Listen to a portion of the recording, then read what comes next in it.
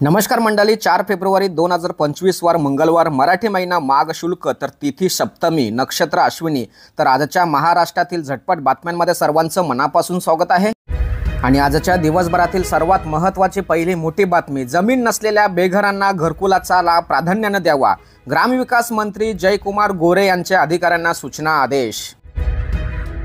आणि यानंतर एक महत्त्वाची आणि मोठी बातमी, पैलवान शिवराज राक्षेने लाद घालून चूक केली, अशा पंचांना गोल्याच घातल्या पाहिजे, महाराष्ट्र केसरी वादावर डबल महाराष्ट्र केसरी चंद्रहार पाटील यांचे वादग्रस्त वक्तव्य।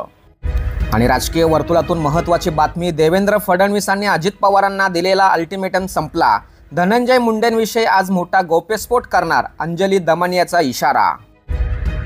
आणि एक महत्त्वाची बातमी, राजकीय कामे करणाऱ्या कंत्राटदारांची वेगवेगळ्या विभागाकडे तब्बल 89,000 कोटींची थकबाकी, राज्यातील कंत्राटदारांचा पुन्हा एकदा काम बंद आंदोलनाचा इशारा।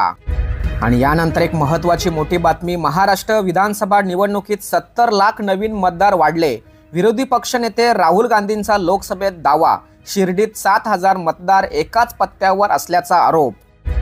आणि महाराष्ट्रातील मराठी माणसांसाठी अतिशय आनंदाची आणि मोठी बातमी, महाराष्ट्रामध्ये गाव असो नाहीतर मुंबई, शासकीय कार्यालयात मराठीच बोलावं लागेल, कार्यालयासमोर बोर्डही लावायचा, शासनाने जारी केला आदेश। आणि यानंतर अतिशय महत्त्वाची बातमी, महाराष्ट्रात आता प्रत्येक 500 मतदारांच्या मागे विशेष कार्यकारी अधिकारी राहणार, त्यामुळे राज्यात 1,94,000 विशेष कार्यकारी अधिकारी नियुक्ती होणार, चंद्रशेखर बावनकुळे यांची माहिती।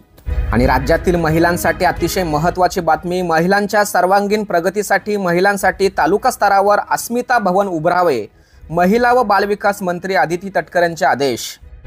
आणि देशातील अर्थसंकल्प 2025 मधील सर्वात महत्त्वाची ठळक बाब म्हणजे 12 लाख रुपयापर्यंत उत्पन्न असणारे नोकरदार वर्ग होणार करमुक्त।